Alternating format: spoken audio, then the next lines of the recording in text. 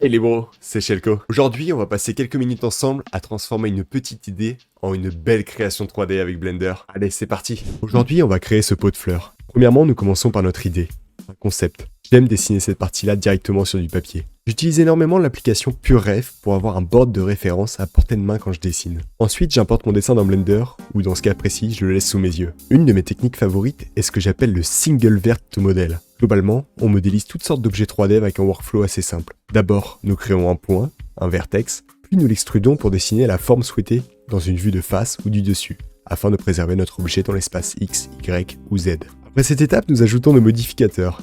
Un petit screw pour le 360 degrés, un solidify pour l'épaisseur, un bevel pour des angles arrondis, et enfin une subdivision surface pour lisser le tout. Nous appliquons le Shade Smooth et c'est terminé pour le pot. Pour la terre, on utilise une autre méthode.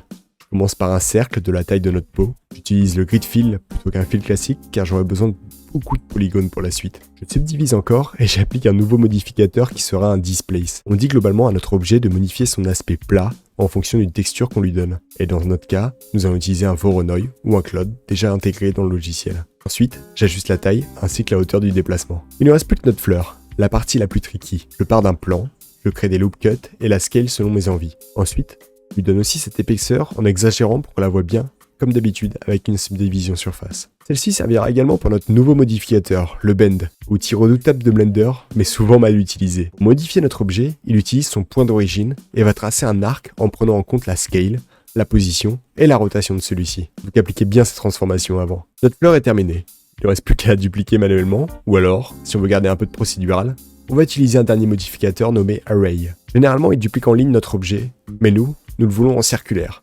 Alors j'aime utiliser un objet nul. Je clique celui-ci dans notre modificateur et je joue comme je le souhaite sur ces instances. Voilà comment en tournant simplement mon contrôleur, je me retrouve avec 3, 4, 5 fleurs espacées équitablement. Et voici le rendu après quelques ajustements et ajouts de texture gradient faites sur Photoshop. On vient de montrer comment on transforme une simple esquisse en notre objet en 3D. J'ai hâte de voir vos propres œuvres dans les commentaires ou sur les réseaux. En attendant, prenez soin de vous.